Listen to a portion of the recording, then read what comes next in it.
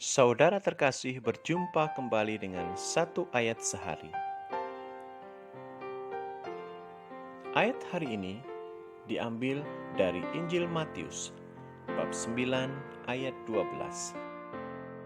Yesus mendengarnya dan berkata, "Bukan orang sehat yang memerlukan tabib, tetapi orang sakit."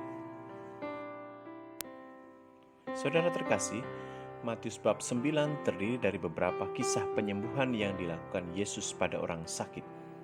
Dan semua kisah ini memiliki struktur yang mirip. Setelah kisah penyembuhan, diikuti dengan penolakan dan reaksi negatif.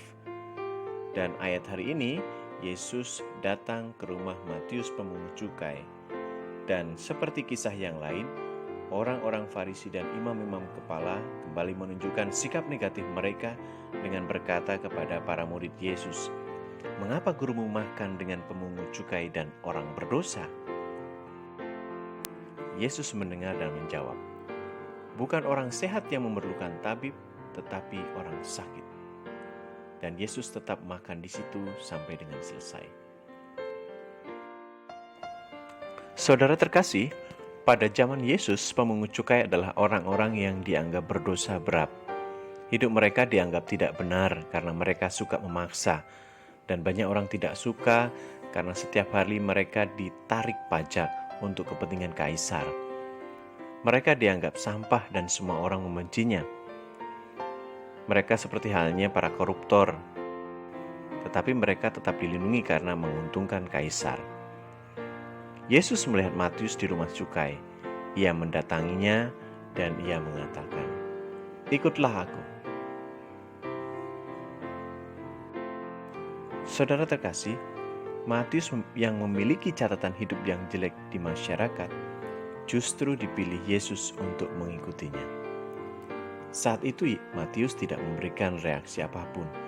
Ia hanya diam, tetapi ia keluar dan akhirnya mengikuti Yesus. Matius merasakan kasih dari Yesus.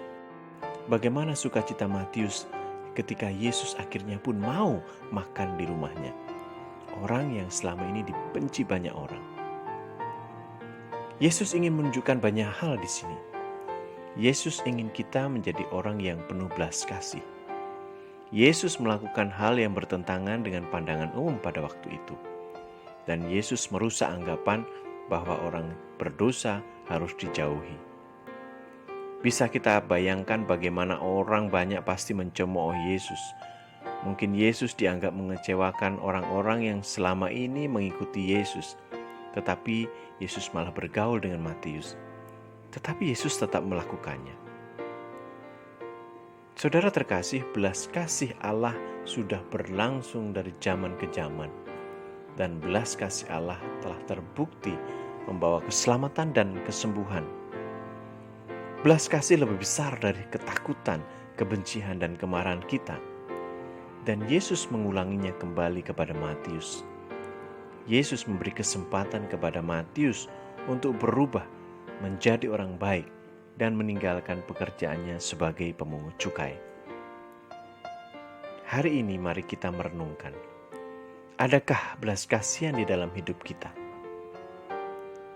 Apakah kita ingin menjadi seperti Yesus, melakukan hal yang sama, berbelas kasih pada mereka yang selama ini dijauhi masyarakat, atau kepada mereka yang selama ini mendapat cap-cap tertentu yang meresahkan orang lain, atau dijauhi karena sikap dan perbuatan mereka? Yesus ingin kita mengajak mereka semua untuk hidup dalam pertobatan. Bagaimana dengan tantangan ini?